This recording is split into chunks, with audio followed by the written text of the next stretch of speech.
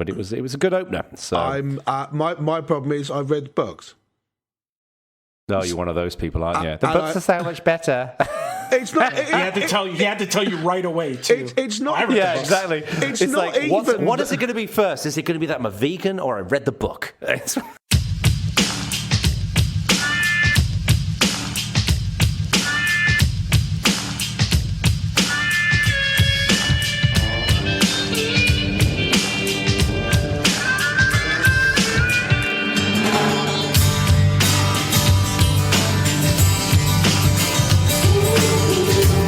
Ladies and gentlemen, boys and girls, welcome to episode 51 of Bad Voltage. This is the one after the live show. If you haven't checked out the live show, go and check it out on the website. It's not in the podcast feed, just so you know about this, because an audio version of one of our live shows makes zero sense. Makes zero sense. Absolutely. And but for this episode, Jeremy decided he couldn't be bothered, and we had to find a suitable stand-in. And I don't think we could. Well, you're all expecting Popey, but it's not Popey, okay? We found the American version of Popey. Welcome to the show, Jorge Castro. How are you doing? Thanks for having me. Good to know where I stand on the Popey. Couldn't get Popey either, apparently. I got it. Exactly. So, for those of you who don't know, George is, he's been a friend of the show for many, many years. George and I used to work together, and actually, when you were there at obviously, he was at Canonical. So we all used to work together at Canonical. George is a bit of a legend in the Kubernetes world, so you can always see him at a KubeCon if you're interested in that sort of thing. But yeah, is that one of those things where people do Rubik's Cubes in like 4.5 seconds? I've seen them on YouTube. They seem pretty That's cool. exactly what Kubernetes is. That's exactly what Kubernetes is. Ack, not a cloud guy. I see Ack's expertise with technology has improved. So. I understand. So Kubernetes is getting 100,000 of those guys doing speed cubing at once in the cloud. Okay. And an orchestra, apparently, which seems to be more important than I was expecting in the cloud. So, Jesus, really? All right, let's move on.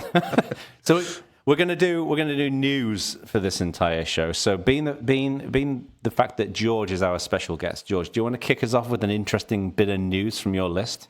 I think I will. I'm going to start off right away with that Sony announced the PlayStation 5 details this week. There were some rumors earlier in the week, and there's some very surprising things that I think that I was not expecting whatsoever. The first one is going to be backwards compatibility guaranteed with a PlayStation 4. Right. So the way the Xbox has been doing this is interesting. They're supporting their older 360 games on the Xbox One, but there's like a backporting program that the developer gets to involve, and they kind of, like remaster it and bring it back. So not sure if they're going this route or if you'll just be able to stick the disc in and have that just work. Right. So I thought that was really interesting as well, because like now that modern consoles are x86 boxes, basically, it's all in the software now. What was odd to me was this morning when I woke up at 6 o'clock, thanks to my beautiful wife having an early meeting today. So I sat there rubbing my eyes and generally hating my life, and I was reading that one of the main things that Sony are excited about with the PS5 actually is the fact that it comes with an SSD. Yeah. That's like one of the major things, because just mainly obviously for load times, but also getting people into multiplayer games. It's a big deal, right? So apparently it's coming with some SSD that's faster than most other SSDs, and no one really knows what technology it's running on. But they're putting an SSD in it, and this is some kind of magnificent hardware breakthrough. I'm like, I would have thought of that, right? I thought it was all meant to be, incredibly complicated next generation cell processors and stuff. They go, no, we've decided to speed it up by putting an SSD in. Here's a pro tip, Sony, put more RAM in as well. Well, the thing is, with an SSD, every developer can use an SSD, whereas not every developer by any stretch could use that ridiculous cell processor that they built for the PS3. Yeah. Apparently it was like, an absolute nightmare to run. So what other juicy stuff is in it, George? So I do like, so the biggest thing for me, I think, is the CPU and GPU. So the last two generations have kind of been hampered by these older AMD Jaguar cores, and these are going to be based on Zen 2. Hang on. Sorry, translation, that's Jaguar. For our It is Jaguar, yes. civil friends. Yes. Just so if you have a PS4 now, the AMD CPU in it is like a Jaguar, which has 8 cores, but they're pretty slow. They're getting kind of long in the tooth. Yeah. And they were like the thing that's been kind of hampering, the CPU power has been hampering the current generation of consoles. Right. These new ones are based on AMD's Zen 2 architecture, which is literally being announced on PCs like in July. And it's the Navi GPUs, which are 7 nanometer, which are way smaller than before. Right. So this is significant. This is pretty new stuff then, right? Yeah, Because I haven't really been keeping up with CPUs in gaming. So this would be pretty impressive for PC gaming then. Yeah, absolutely. Is that right? For everybody. I mean, the PS4 and Xbox One, when they came out, the hardware was already kind of obsolete by the time they were launched. And this is like really, really more power than we're used to. Now, they say they're not going to release in 2019, so yes, we'll have to see. And then with things like the SSD, with the prices of SSDs coming down, they have to hit a certain price point. So I think I'm surprised by the amount of power that they're saying 8K graphics, 3D audio. I mean, that's tough. Well, the audio thing was interesting as well because, again, I was reading... So all of this was announced initially on Wired, and now a bunch of other places have been copying the information from that article. And one of the things that was interesting in the interview with what's his name? Mark Cerny or whatever his name is. Mark Cerny. Right. Who is lead system architect for the PS4. Right. So apparently, like they're really focusing a lot on 3D audio. Now, this has been around for a while, where you could go out and buy these like gaming headsets that would emulate 3D audio. You'd have this ridiculous little breakout box, and it would try and emulate it in headphones. And they're saying it won't require any additional hardware for this to work. So you'll be able to go and Jono Bacon, audio engineer, explain to me what 3D audio is. So the idea being that, like when you're sat in front of your TV, if you've got a normal TV, right, you've got 2 speakers in it, you've got your left one and your right one. Yeah. And stereo will position audio using those 2 speakers, right? So you can have something that's to the left or something that's to the right. Yeah, I understand what stereo is. I mean, I'm not brilliant at this stuff, but I know what stereo is. I'm starting from an appropriately low bar. Sound is made of waves, Zach. So so with 3D audio, obviously in surround sound, you've got a couple of speakers behind you and you've got some in front of you. That was my thing. Because I understand surround sound, you have speakers behind you, so you position not just left and right, but but in front of you and behind you and so on.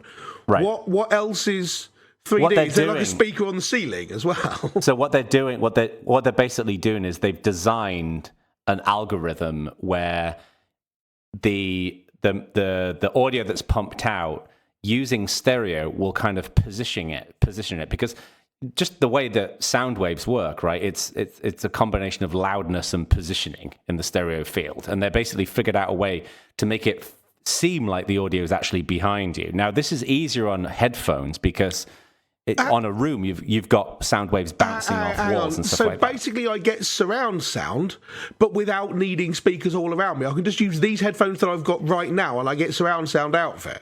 As far as I'm aware, now that's this is not that's clever. This is not particularly new. Like I remember when I got my PS4, and I had a bit of a minor obsession with Battlefield, and I bought some of these 3D headphones, and it was pretty impressive. And the thing is, the PS5 is going to be, the PS4 is a serious kind of console gaming machine, right? This is not like a Nintendo Switch for casual gamers playing Mario Kart. So, people who play on PS5s and particularly PC gamers, they care, for example, about being able to hear footsteps behind them in some of these multiplayer games. So it makes a big deal. So it's kind of a big deal. So what's interesting to me about the PS5 is, there's always fancy new graphics with these games console launches. And 8K, whatever. We're going to have 8K TVs at some point. That's just the way it's working. Who cares? As if I want to play Pac-Man in 5000p. Who cares? I do. That's a lot of pixels. I love it. But the fact that they're focusing on, hard disk speed and audio, I think is quite interesting. It's It seems, like how Android had that release where they fixed battery life and stuff like that. It seems like they're trying to take a bit of a similar approach. But and I like the fact with this that they're doing PS4 backwards compatibility, so it's not instantly go and buy all the games you had again. You can buy it and transition over to it, and it's not download only. People keep threatening the idea of a console with no disk drive in it, and I believe they've just put out a diskless PS4, haven't they? Did I see that float past in a news feed somewhere? You're thinking of the new Xbox, I think. Yeah. Oh, the Xbox will have multiple SKUs, and one of them is digital only. Right. Sorry, it was an Xbox. You're quite right, yeah. So that's it. I mean, I can't decide whether I like that idea. Because on the one hand, right, discs, right, okay, granddad, who wants that kind of thing? But on the other hand, I'm too worried about them just reaching out and going, see those games? Ha, not anymore. And they just vanish off of your console, which they can't do if you've got a disc on the shelf. Well, the other thing, Mr. Elitist, living in the middle of a big city, is that most people, frankly, don't have a studly enough internet connection to be able to download, like one of the games I think it was Red Dead Redemption or whatever it's called. Red Dead Redemption, yes. Red Dead Redemption was like it's 99 gigabytes. Yeah, on PC, Gears of War 4 is like 102 gigabytes expanded. It's madness. It's madness. So, if you're living in the middle of Nebraska, in the middle of the countryside, you need to go to GameStop and get a disc.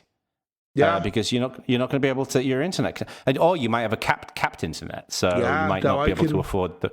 I can completely understand both of those things, actually. But yeah, very, very exciting. This is going to be yet another for me. This is going to be yet another case where I'll go out and buy it primarily because I want the exciting new hardware, and then I'll barely play in it.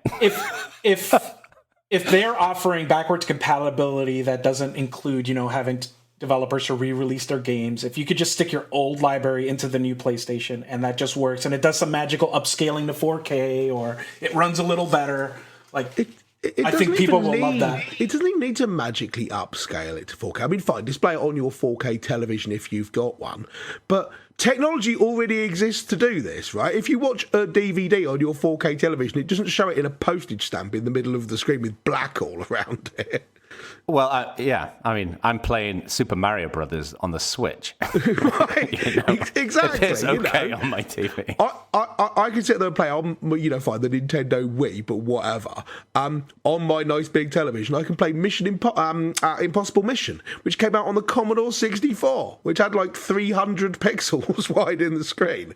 Oh, look, it's a 165p screen. Also, the world's hardest game ever. Yeah. I watched someone on YouTube do a long play where they finished the whole thing, and I watched it just to see what happens at the end. I'm like, you're meant to collect puzzle pieces. I get it. I thought the goal was just to run into him, get killed by robots, and that was the point. But apparently not. I wanted to say just one more thing. I think it's also telling on what they chose not to talk about. So they're like, and there will be virtual reality stuff, and they're keeping their cards pretty close to their chest on that one. So. That could go one of two ways. That could either be because we've got some brilliant VR stuff planned and we're keeping it secret so there's a big launch, or it could be that they've decided, as is correct, that VR is bobbins and they're just not going to do it. Well, the thing is that, I mean, the PS VR sold pretty well, and it's a number of years old, and it was, from what I understand, it was a bit of a bodge to make it work on the PS4 because it's got like a breakout box and everything. I don't think it's that issue with the PS4 Pro. But the idea of, I mean, it seems like one of the few places where VR does have a natural home is gaming. Totally. I don't know how well it's going to work in office productivity and other areas. Like, a friend of ours, he's really into VR in office productivity. And my reservation about that is just people putting a stupid headset on in an office. But if you're at home, in your mother's basement, playing on your PlayStation 5, then it's fine. So, but more important, or just ordinary people, which is where gamers are now, right? It's not all people in your basement. But, no, it's not true. Not true. But ignoring that point entirely, if the VR stuff does take off, one of the things that we saw when they basically built streaming into this generation of consoles, streaming took off enormously. I mean, fine, lots and lots and lots of people were doing it on PC before and still are, but it gave a really big boost to things like Twitch. You would think that building VR into the console from the beginning, from the outset, as a base level concept for it, would ideally really help with that. But then you would think that might have happened with motion controls after you had both the Wii and the Kinect, and that didn't happen. So, maybe it's a moonshot still. Yeah. Okay. It's, very, very cool. Do you think they'll actually bring it out in 2020, or do you think it'll actually secretly come out later this year? No, it's going to come out in 2020. Think so? People have only just got dev kits for it. Right. No, that's a fair point. I think we'll see the cheap Xbox and the PS5 next year.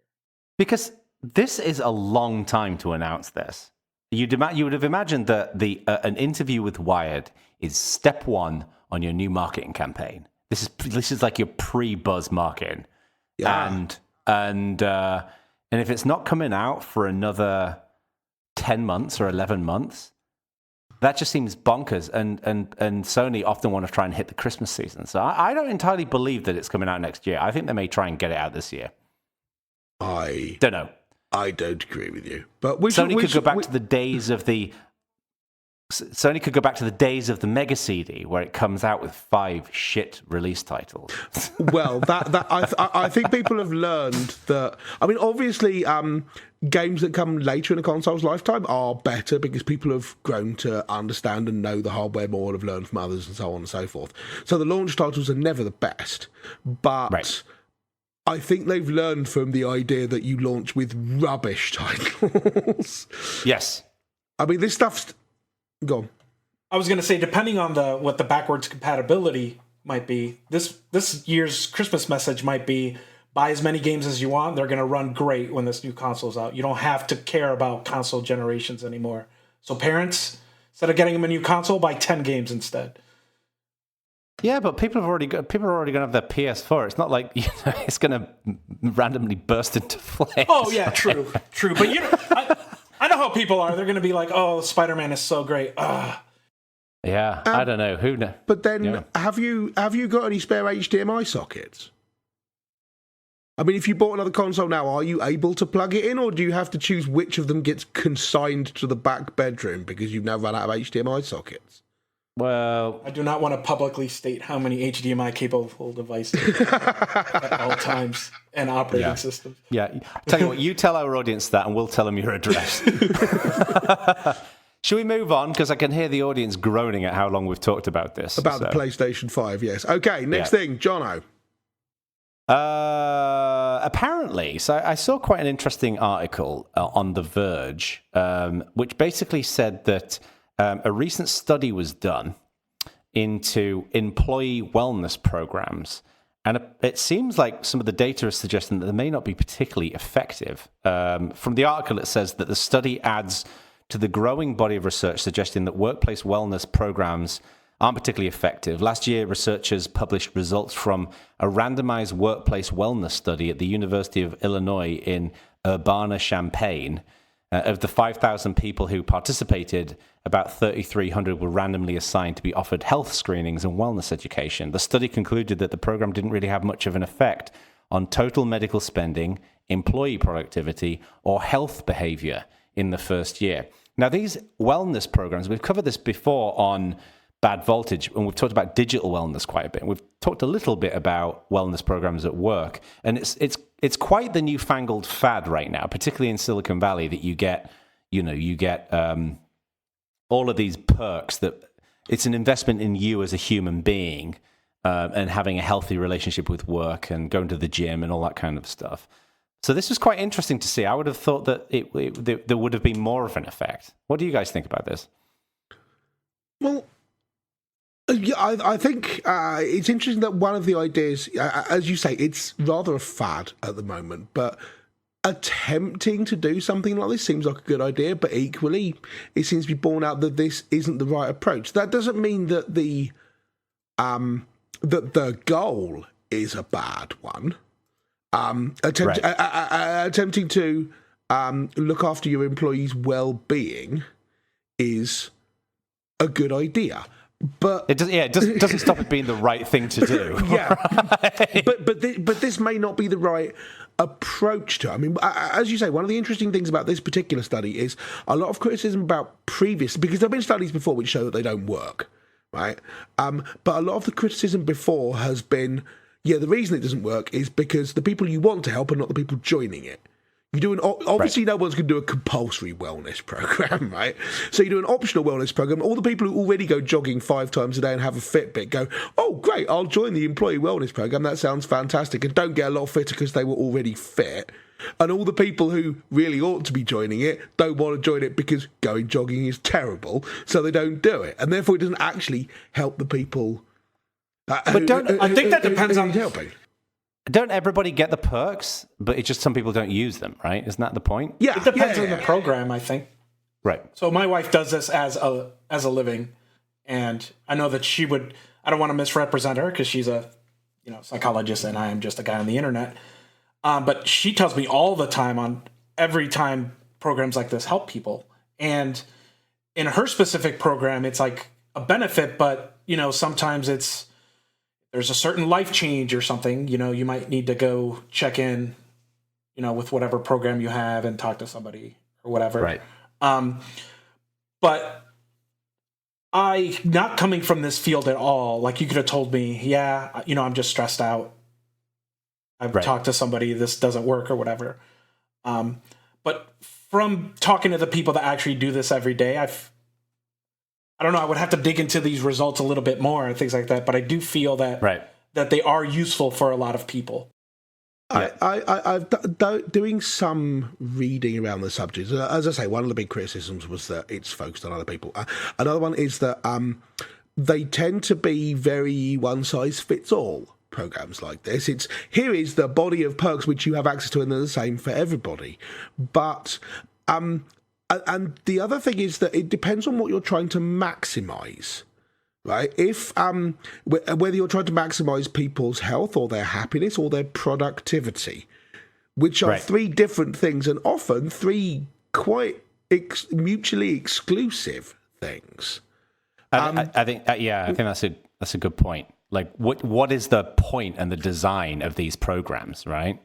Because that's not entirely clear. Like, I've worked in a few companies now that have had various levels of these kinds of programs.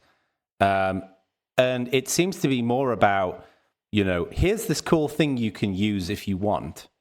But what it doesn't do is it doesn't seem to instill, like, to me, part of the challenge here is, I think there are 2 elements to this. There is one, the access to resources that help you to maintain a healthy lifestyle, right? So a good example of that would be gym membership. Yeah, or having a gym in the office, making it so there are showers in the office.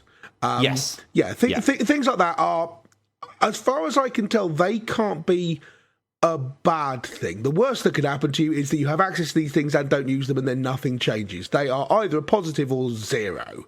It can't be bad to have access to a thing, I don't believe. Yeah, and I think my concern is, like, who's running some of these programs, right? Like, if it's like, I would want to see, like, an accreditation, or is the program you're signing up, based on science, or is it like, we signed up Jono Bacon's life coaching thing to help you with your, help you grieve your dog's loss or whatever. It's like, hey, wait a minute, this is just, you know what I mean? Like, some of this stuff is very serious for some people.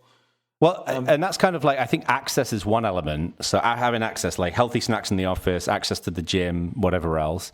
But then I do think the second element to this, which isn't spoken about enough, is a healthy relationship with work and work-life balance, right? So this is something that is it's amazing to me how much this varies. Like, for example, getting rid of a culture where people feel like they can't leave the office until the boss has left. Right? That kind of thing.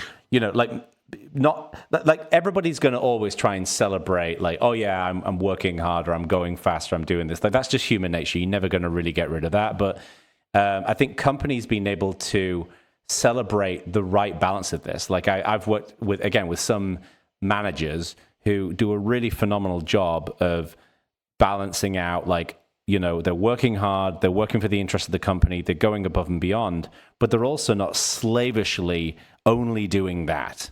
Right? Because people mimic other people, so their teams are going to mimic those managers' behavioral patterns. And if you've got a really unhealthy set of behavioral patterns, then you're going to get really unhealthy team members, I think. So. And let us, with that, deftly segue into a question from George, I think. Okay. Yeah, so this guy, Jack Ma, he's the president, CEO, whatever it is over there, of Alibaba. Yeah. And there's been some pushback from people in the Chinese tech industry about what they call the 996, which is you work 9 a.m. to 9 p.m. 6 days a week. And he came out with statements that this is really good if you're really passionate, like it's not really a problem. And it kind of puts into the forefront about this whole work-life balance thing. Like, I can't even imagine 9 a.m. to 9 p.m. 6 days a week. Oh. Like, even when I was in the military, that's like, because at some point people just start to break down. Would you want to work with anybody who's working 12-hour days? Like, I can't imagine. No. I don't know. I live with someone. Well, the thing is, so it's funny because I think, like, those of us who work in cloud and stuff, we kind of like, the idea is like to be so smart that you automate yourself out of a job and using all these tools to make things simpler for yourself. But on the other side of the economic coin, someone's got to make all those iPhones, right? Right. So, like, what's the balance there? And man, I hate this with the heat of 1,000 suns. I mean, you can give all the rational reasons why it's a terrible idea. You know, working longer hours makes you much more prone to slip-ups, and there have been a million studies demonstrating this. And every major disaster that's happened ever, you could look in there and go, look, there's an overworked manager in the middle of it who made a call they maybe shouldn't have done because they were on the 53rd hour of their 40-hour week or whatever. And the fact that people work longer contributes to climate change, and we could fix a lot of that if we didn't make people work longer hours, and people who work more hours are less satisfied with their lives and all of that kind of thing. But the thing I hate most about this is the fact that he uses the word passionate, because it's basically attempting to imply that if you don't want to sell your soul to the company store, like the Tennessee Ernie Ford song, then you're not properly passionate about your job. You're some kind of work-shy layabout. It's attempting to recontextualize the conversation, so you're doing a wrong thing for not wanting this. But this is why he's wrong and you're wrong, right? Is what you just rattled off there, including what he said, is such a stream of generalizations, right? Like, you know, this notion that, you know, more accidents are caused by overworked people, or that you know, people are unhappier if they're working longer, or that the only people who can be passionate are the people who are working longer. I think this massively depends on the individual and the work that they're doing. Yeah. Right? And it depends on what you're doing. Like, I'll give you one small example that I've learned about myself, right? Like, first of all, let us not forget, all three of us are fucking workaholics. The three of us are, right? Langridge, you try to deny this, but you are. Yeah, no, I agree with you. The difference is that I think we define different types of activity as work, right? So, for example, one of the things I've learned about myself as a consultant is during the day, I work very hard. Like, I work from 9 until 6, and I'm just solid. I don't, you know, I'll break for lunch. I'll take a couple of breaks here and there, play a bit of guitar, whatever. But I'm generally pretty consistent, right? You know, sometimes I'll take an afternoon off here and there, but that's the benefit of running your own business. Now, I will often spend time in the evenings doing some work, but what I generally don't do is I generally don't do client work in the evenings, because that feels like work. But what I will do is I'll update my website. I'll write a blog post. I'll work on a script for a video or whatever it might be. It'll be things that are technically classified within the banner of work, but they're things that I enjoy doing in the evening. Do you know what I'm saying? I do, but that's not at all the point. I got no problem with you doing that. I got no problem with Jack Ma doing that. I got no problem with people who work for Jack Ma doing that. My problem is if you stood up and said, everyone should be doing this, it'd be better. You're not pushing the way you work as the thing that other people should do. You're not even pushing it as a model to be emulated. You're saying, this is what's right for me, and so right. I'm going to do it. I don't want to condemn someone who chooses, and you realistically can say you choose of your own free will to work those hours. That, right. I don't believe that anyone who has a boss can say with 100% certitude, I choose to do it like this. There's always going to be influences from the company around you. So I would take with a pinch of salt. Very different set of circumstances. Yeah, I would take with a pinch of salt anybody in a job who says, no, I choose to work like this. The company wouldn't mind if I didn't. But you literally can say that because you work for yourself. But but you're not promulgating this idea. But the thing is, though, is I haven't read the Jack Ma stuff, but I'm guessing that he's not saying that everybody has to do it this way. He's probably saying that this is what it takes, which is a pretty common entrepreneurial statement that comes out of a lot of people. You know, this notion that entrepreneurs don't take holidays, they don't take time off. And I think a lot of this is there are certain people who, would not want to work 12 or 14 hours a day. There are some people who do want to work. Just to clarify, before you go on, Jack Ma called the 996 schedule a huge blessing and said workers should consider it an honour rather than a burden. If you join Alibaba, you should get ready to work 12 hours a day. Otherwise, why did you come to Alibaba? We don't need those who comfortably work 8 hours. A lot of this, I think, is massively cultural because those kinds of working hours in China, very, very normal. But that's exactly what the whole point of what George was bringing up is not just is this thing a good idea, it's that there's currently a huge pushback from Chinese people about it. When you say it's usually cultural and that's normal, people there don't want it to be normal. But again, they're being told it's normal. Again, hang on. You're making generalizations. People don't want this. People do this. Like, I think it varies. Sure, there's no doubt. I don't believe for a second the poor people who work at Foxconn who are putting together iPhones, there's this. I don't believe that they necessarily want to be working 12 or 14 hours a day. Likewise, I don't believe that they want to jump off the building and land in a net. So, there's an unhealthy work environment. But in terms of people who are running startups or people who are in executive positions in companies, I absolutely believe a lot of those people want to work those kinds of hours because basically, for them, it's not work. It's their passion, it's their dream, and they're living it, right? In the same way that, you spend probably 90% of your day sat in front of a computer. Now, some of it you're working on stuff for your company, and some of it you're just having fun and writing code and hanging out with people and whatever else. But you're still engaged in your passion, in what you love doing. So I think we can't really say in a general statement, this is right or wrong for everybody. Right, like it really depends on the person. I'm not saying it's right or wrong for everybody. Jack bloody Ma is. But I get the impression that, and again, I haven't read his stuff, but I get the impression when he's talking about that, he's probably talking more within an entrepreneurial setting. If he thinks that for people who are putting iPhones together at Foxconn, that's ridiculous. If you join Alibaba, you should get ready to work 12 hours a day. Otherwise, why did you come to Alibaba? We don't need those who comfortably work 8 hours. He's not talking about the board. Is that what he said? That's what he said. He's not talking about the board here. If he were to say, if you join Alibaba's executive board, you should get ready to work 12 hours a day. I go, fine. I wouldn't want to be your CFO, but get stuck in. That's, your top level executives, fine. They work 12 hours a day, but then presumably they cash out with $100 billion at some point, right? But he's not talking about that. As far as I can tell, he's talking about the people who put shit in boxes for Alibaba. Yeah. It's like, be more passionate about gluing this screen to this phone. Well, there's only 66,421 people working at Alibaba, so that seems like a reasonable statement. Only 42 million left to make, and then you can take a break. This solves your... What? It's like, how am I going to have time to play a PS5? Right.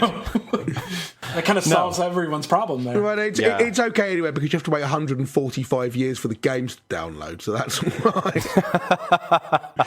Next, all right. It sounds like we overall think that's, in a general sense, that's a whole load of bollocks right there.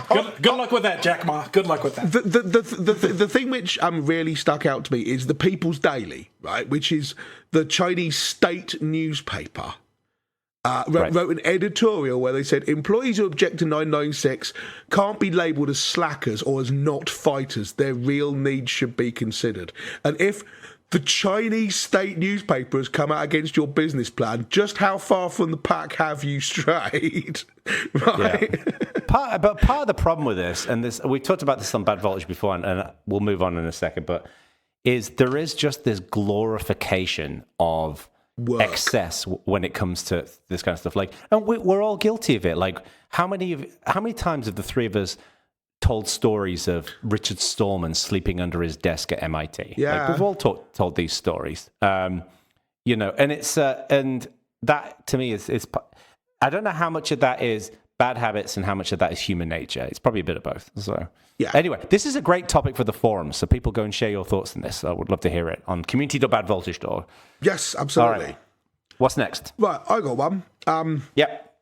The UK is currently in the process of bringing in content filters for adult content and things like this, and a countrywide great firewall kind of vibe.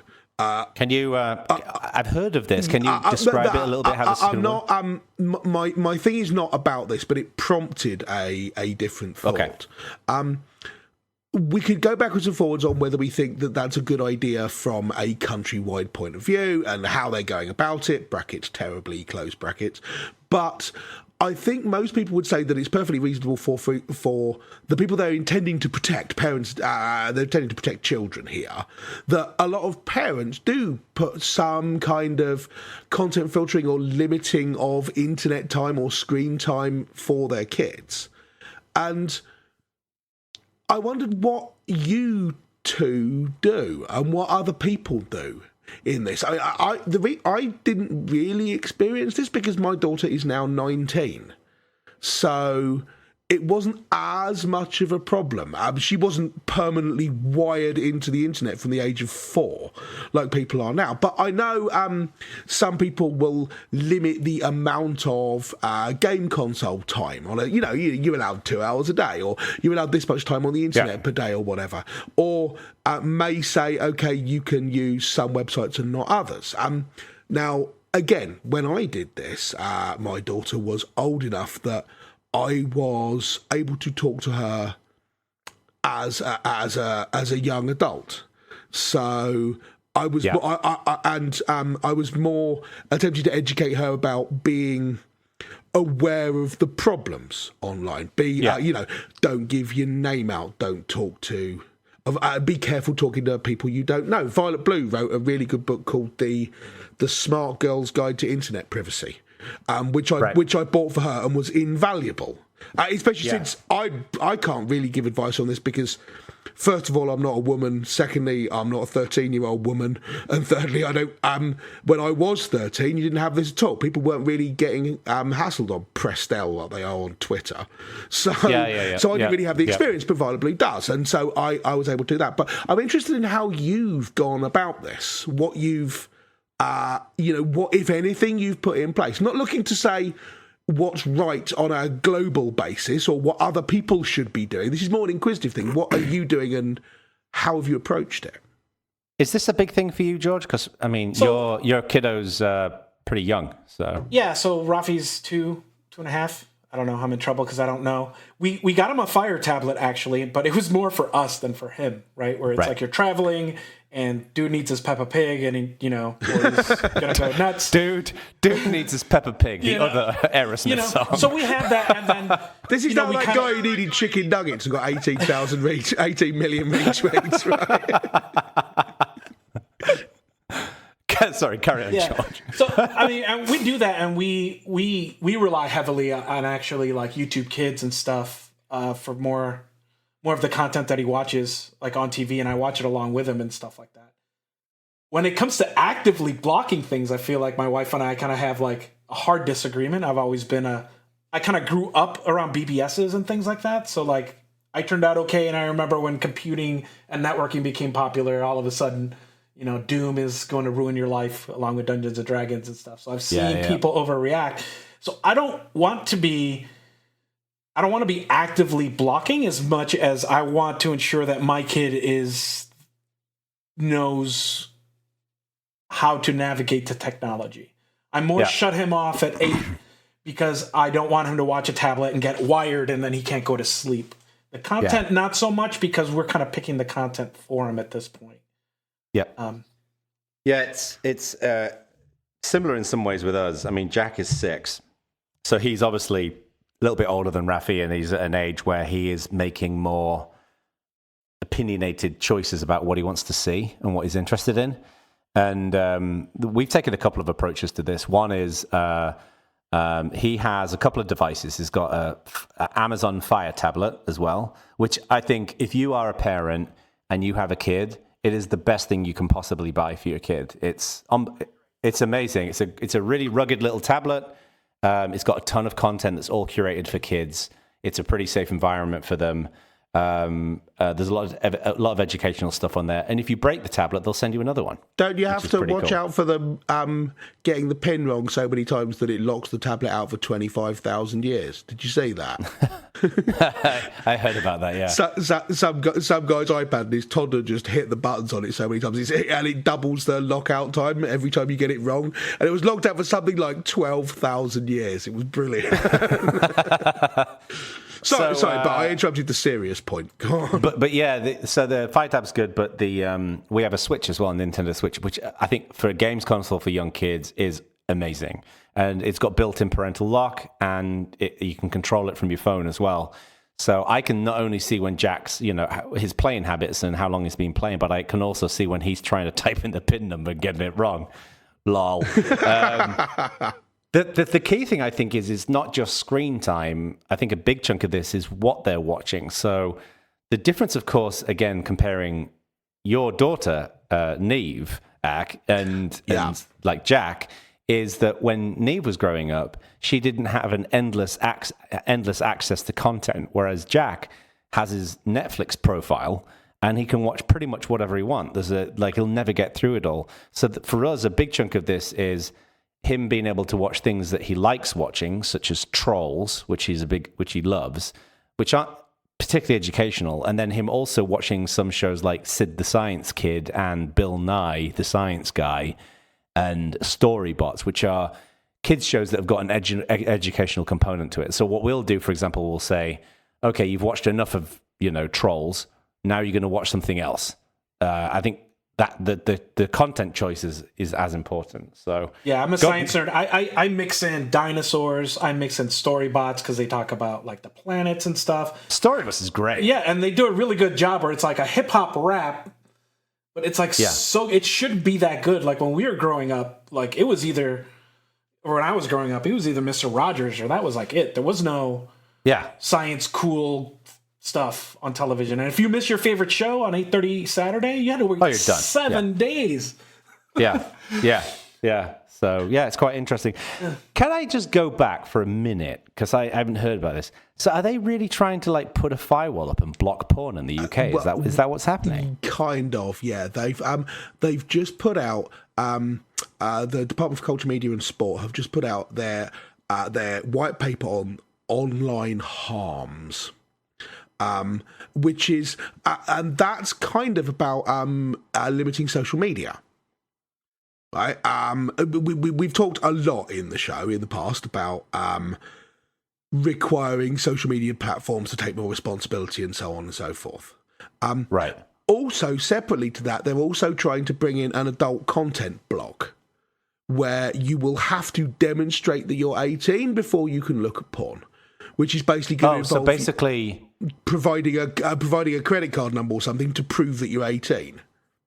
Right. So it's not about blocking porn per se. It's just about putting a provision to stop kids getting access to it, essentially. Yeah, essentially. Which seems reasonable to me. I mean, blocking porn is a whole separate censorship question, but making sure that kids don't have access to it. Those kids should work for it like we did when we were younger. The issue here, I think, is how much... how it's an awkward conversation for people to have, because a lot of people don't want to say, yeah, I'll ring up the government and say, please, I'd like to look at pornography. Which means that the people who actually want to... No one wants to do that. Precisely, which means that it denies you that, but it's not actually illegal or anything. They're just basically trading in embarrassment. And it's an unpleasant conversation for people to have. So But surely it's a de facto block, even if not a de jure block, and that's what's not good about it. But maybe it's actually an interesting question. How do you provide proof in a really anonymous way? It's like one of the reasons why I think a lot of people don't sign up for porn websites is because they're worried that someone will eventually, even if they can afford it and there's no financial burden on this, they're worried that people will find out about it. There's a shame component. But I wonder if there's a way in which, an 18-year-old person can indicate their age online in a way that is unambiguous. I do not see that there's a way of doing that without some kind of central authorizing authority.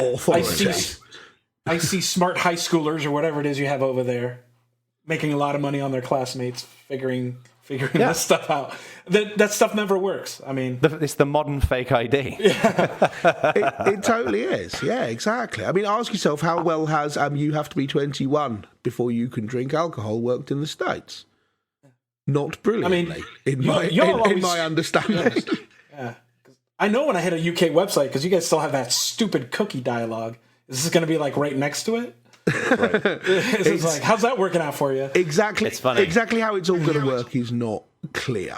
It's funny. A person who shall remain nameless, who Ak has certainly met, who's a friend of mine over here in the US, and I don't think George has met him, but he was drinking in the same bar for a number of years underage, and then it was his 21st birthday, and he celebrated it in the same bar, and the bartender said, "What's the big celebration today?" It's like, "It's my 21st birthday."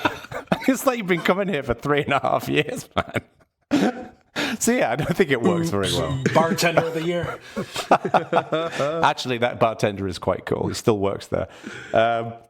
Yes. Obviously not condoning underage drinking. I am. I think it's fine.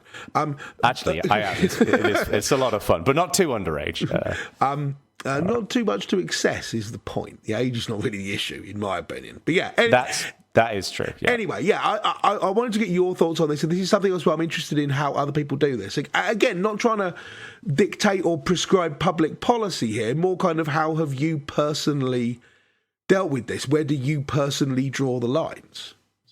Yeah, right. Plus, I think there's a difference between like what content am I going to let my kid consume is one thing, but interacting with other people on social is going to be weird. Like, I have no idea how I'm going to handle a bully at school, like all that stuff. I have no, like, I feel like I have enough information from a lot of people on how to handle things like, what's appropriate movie for your kid to watch versus, how, if he's going to post something embarrassing when he's a teenager and then he's going to have to deal with it the rest of his life, that sort of thing. Yeah. I have no clue. Yeah. And how you deal with, I don't know, bullying on WhatsApp as well as when you're at school. I mean, none of this really came up. And Neve and I have had quite a lot of conversations about this sort of thing anyway, but none of it really came up until she was sort of, 14. Which is a much different conversation with someone as opposed to with someone who's 6. Yeah, it's interesting. Like, Jack is actually just at an age now where he's starting to wrestle with a little bit of this. And one of the things I'm trying to instill in him is a healthy level of who gives a fuck what they think. And, helping him to determine between, a kid, like there was a kid who was playing soccer at the weekend, and there was a kid who said something mean to him. And Jack and I had like a snigger between us because Jack was like, who cares what he thinks? Yeah. I was so proud. But it's also difficult because you want to make sure that they don't just, ignore everybody. Yes. Well, it's also it's easy for governments to say, oh, bad things are happening to our kids. We could just ban porn and bad video games and violence and all that stuff. But like actually figuring out how to deal with these kind of social things in society is like really hard. So hey, you know what? Let's start with just banning porn. Right. Yeah, and then you say, how are you going to ban porn? It's like, oh, we'll just run a search for the word sex and ban all websites that mention it. It's like, hey, right. Yeah. People want to read stuff about what's going on with themselves, and you're banning it because it's adult content. I have a prediction that that England is suddenly going to sprout hundreds of thousands of journalists who are doing quote unquote research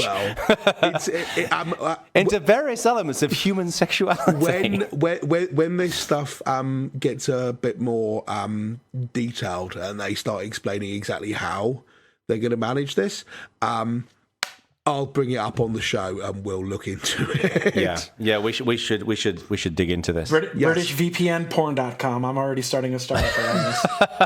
Well, now that speaking of VPNs, George. Yeah, so I got this one. I thought this was interesting. Cloudflare, who offers 1.1.1, that's a DNS server, is going to start offering free VPN for everybody. So this is based off of the WireGuard protocol, which is going into the Linux kernel. I don't think it's in there yet, but it's not the actual WireGuard software itself. So what they're basically saying is if you have our app, get on the wait list, and then your phone will always talk to via VPN to our data centers, which are spread all over the world. I want to say 175 or something like that. Right. So what's interesting here, I thought this was interesting because VPNs, I don't know how many of you hang out with like other normal people who aren't techies, are always like, hey, I keep seeing these ads for these things called VPNs, and there's a lot of shady stuff happening there. And right. Don't do any of that crap. And then these guys show up and they're like, you know what? We're going to do it. And we're going to give it away for free. They kind of announced it on April 1st, similar. They're kind of marketing around it. It's like going to make the impact that Gmail did when it was, first announced. So I thought was interesting. Not sure I'd go that far, but yeah, I see that point. Yeah. But I think this is, speaking about privacy and all that kind of stuff that seems to be on everyone's mind lately. I feel like this is an area where I think you're going to see a lot of activity, innovation, maybe yes, no. So we'll see. I just thought it was interesting. I am on the wait list. I'm 174,671st on their wait list. Wow. So they can't roll it out at once. So if you get the app, you install on your phone, and it'll put you on. Surely they can roll it out though at once. Isn't that the point of Cloudflare? No, they specifically, absolutely said that we could do. What they wanted to do was put it out on, according to their blog post, which is obviously slightly rose-tinted view of the whole thing, but they wanted to just pull the big red lever on April the 1st and go, ta-da, here it is for everybody. And their site reliability engineering team went, no, don't do that. It'll be the end of the world. They went, fine, okay, we'll do a staged rollout, no worries. The only reason I'm not on the waiting list is because I'm temporarily using an iPhone because I dropped my other phone. So, right, and I'm assuming that if I get on the wait list, I'll get to the front on the iPhone, and then just the day that my repaired phone arrives back again. So I haven't. Also, it's not like VPNs don't already exist. Like, just wait for it to come out and then move away from your existing VPN. It's pretty hard to use one on an iPhone. How? Although, just install ExpressVPN. Yes, you can install that app, but then you've got, and this is free. Is the other thing. Right, and ExpressVPN is almost free. No, I mean, do you all use VPNs? I don't. I use it all the time, but I use it primarily when I'm on site with the client. Because you're on client sites, yeah. So yeah, I don't because I don't need to. As far as I can tell, VPN customers are people who care about privacy, people who want to use the original purpose of a VPN, which was being a virtual private network, connecting 2 or 3 machines on different networks into one single independent private network, which is what Jono's using it for.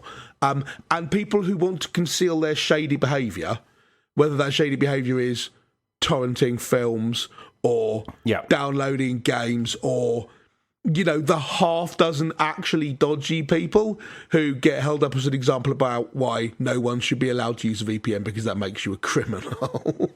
Right. And this, it's not clear to me who Cloudflare are going after with this. Probably all of the above. I'd be surprised if they're going after the. I doubt they want the shady people. Well, this is the point, right? But that's why a lot of the VPN, the sort of where George is talking about, you meet people who go, I keep being told to use a VPN. Why am I doing this? A lot of the people I see saying, yeah, you need to use a VPN is because they want to be able to torrent films with impunity, Right. Yeah. There is a perception, I think, around people who do know what VPNs are. I think they think of it in the general public as that shitty thing I have to click on before I log into my company's decrepit accounting system. And Cloudflare explicitly call that out as a thing they want to fix. Bear with me, I'm actually going to find the quotation, but it was something along the lines of, wouldn't it be nice if you looked forward to signing into your company's VPN?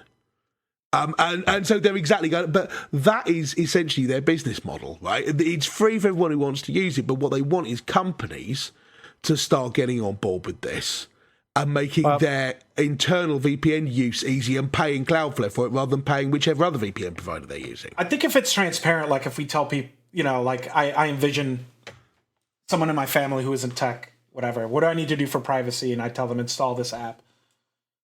Yeah. Yeah. And then you'll be good. Because for me, it's always guest networks that you're on. Like every hotel you go in, their DNS server's terrible, and then you sign in your thing, and then everything's twice as fast. Yeah. Well, the thing as well is, I'm a Cloudflare customer, and I think they do a fabulous job. If anyone can do this, it's going to be them. I pretty much trust them to... I mean, they've said, we've set it up so we can't watch the data and so on and so forth. And I largely trust them to be making a serious attempt at this. I think if it really does take off, then they'll be in a position where they're controlling an awful lot of the flow of information, and that in itself worries me. But Cloudflare are a reasonably trustworthy company attempting to pull this off. Yeah. Which makes me slightly less worried than I otherwise would be. Indeed. I will let you know in 173,000 more people. Does it actually count down, or does it just say this is your number in the queue? Did it tell you where the queue's up to? No, it just told me my number, and I check it every day stupidly. That's fascinating that it tells you the number. I've never seen that before. That's interesting. Wow. That's a whole separate show about whether that should have been a good idea or not. That's a SRE pulling a joke on us. That's what that is. Right. That's really interesting. It just picks a random number, right? Right. Yeah, I signed up, but it said I was fourth in the queue, and it still hasn't got to me. Well, I think we're about out of time, fellas. We are, absolutely. Thank you, George, for coming on the show. Before we wrap up, very quick question: did either of you watch Game of Thrones, the new season? No. I'm not caught up yet. I want to be, but I'm not caught up yet. Yeah. Well, go onto YouTube and do a search for recap, and there's this a few videos where they'll kind of recap seasons 1 to 7. But it was a good opener. So my problem is I've read the books. No, you're one of those people, aren't you? The books are so much better. It's not. He had to tell you right away too. It's not. Yeah, exactly. It's not like even. What is it going to be first? Is it going to be that I'm a vegan or I read the book? I read the book and I use Arch. It's honestly not. You are a fine one to talk, Jonathan Peloton Bacon. So I should shut up if I was you. It's not even that I necessarily think the books are better. The point is that I read them first because they were around for 50 years before the TV program was, and then when the TV program, I watched the first series, and the whole thing, all the stuff that you have to do to take a book and turn it into a TV show, you've got to cut a whole bunch of stuff out and a whole bunch of subsidiary characters. I spent the whole time mapping it back to the book in my head and going, oh, hang on, both of those, that woman there is these two different characters in the book, and it just confused the hell out of me, so I stopped watching it. I'm sure it would have been fine. Now that the show is ahead of the books, I don't want to watch the show because I'll get spoiled as to what's happening. Maybe it's completely different. No one really knows. But that's why. There's no real hipster I was first thing here. It's just I picked that one. No, we're sticking with the I was first thing. Me too. So. Enjoy your PBR later, man. I can totally imagine if you're watching the show, don't read the books because it will confuse you a bit because they're not the same. I watched the first. I was introduced via the show, and I tried the first book. And for me, the problem I had with the books is they're so. It made Dune look easy. It's so many characters. I was like, they seem very complicated. I read fiction for fun. I just can't. It was just too much for me. I just also think with that kind of story, I just think that the visual medium of TV can offer so much as well. Like, I just think it's people like it in both ways, right? People like the books or people like TV. I personally, for that kind of thing, I would never want to watch it. I would never want to watch a TV show about a business book. I would not want to watch, the TV version of the first 90 days. Oh, can you imagine? The horrendous. The awfulness of it. And everyone with huge smiles where it goes ching and the light glints on them the whole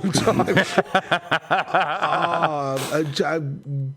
Glad handling guys in grey suits smiling at you with massive, awful blonde hair. God, can you imagine what they'd be like? That'd be terrible. Like those, the corporate videos that you occasionally see. Or indeed the Microsoft release thing that we did at the live show.